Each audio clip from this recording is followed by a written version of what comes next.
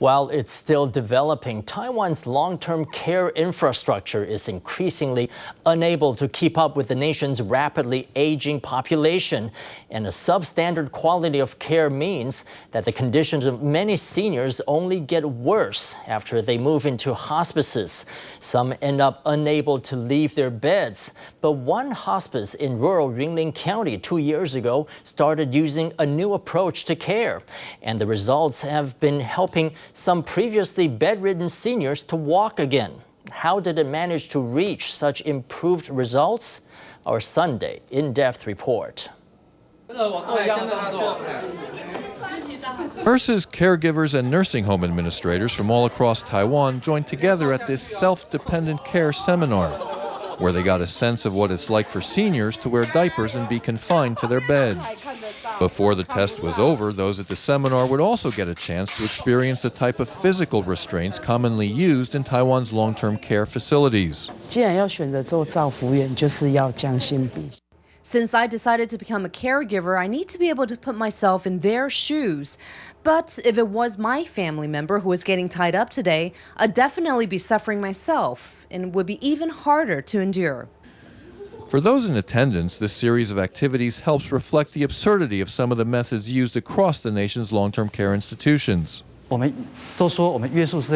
all claim that these restraints are a way of taking care of the elderly, but they're actually a way of abusing them.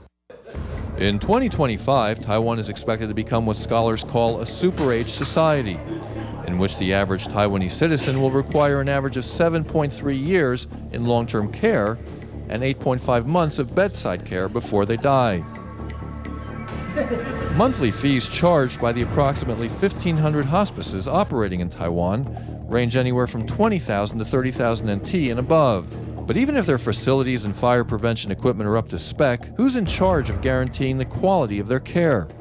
The difference between the daily care center overseen by Lin Jin Li and other hospices is that 2 years ago, Lin Center started a self-dependence initiative to help seniors recover their ability to function on their own. In a break from conventional practice, the initiative discouraged the use of diapers and physical restraints. Self-dependent care, as it's called, sounds a bit impersonal, but it's been in use for more than 30 years in Japan, yielding impressive results. Japan has incorporated self-dependent care into its own care system.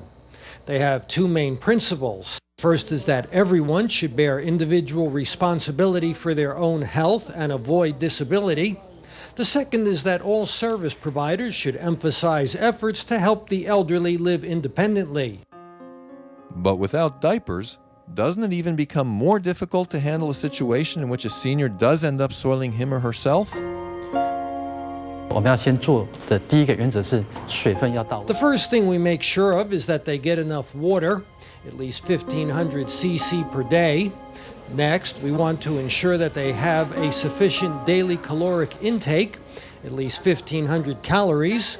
Third, we want them to be able to defecate by themselves, and so every morning at a set time, we have them go to the bathroom by themselves. Fears that seniors who are agitated or who have degraded motor skills could hurt themselves or those around them have made physical restraints a common sight across hospices in Taiwan. If we completely did away with all these restraints, then I would be trying to answer the question, why do you fall? I would try to train you not to fall. Why do you resist? I would use a range of methods to make you more comfortable so you wouldn't resist. But the attempt to break standards fixed into place over many years of use initially triggered a significant backlash from some nurses. I would say, how could you understand the difficulties of those who are on the ground as someone who isn't even a caregiver? If they require a nasal intubation or if they accidentally trip and fall, what will you do? Who would be responsible? After 8 months in Lin's hospice, 150 senior citizens discarded their physical restraints, and half of those at the facility were able to go without diapers and start learning to walk again. When they learn how to stand again, you feel like, wow, it's like I'm training my own kids, and I gain a sense of accomplishment. This sense of accomplishment in turn helps to decrease turnover at hospices, which typically have a hard time holding on to staff members. I'm grateful that we have this new approach to care. Otherwise, how much longer would these seniors continue to suffer? This new approach to end-of-life care not only can give seniors a sense of dignity in their final years, but also provides caregivers an important sense of achievement. More importantly, the approach helps reduce levels of disability and subsequently cuts medical expenses, paving the way for a more sustainable long-term care system for Taiwan.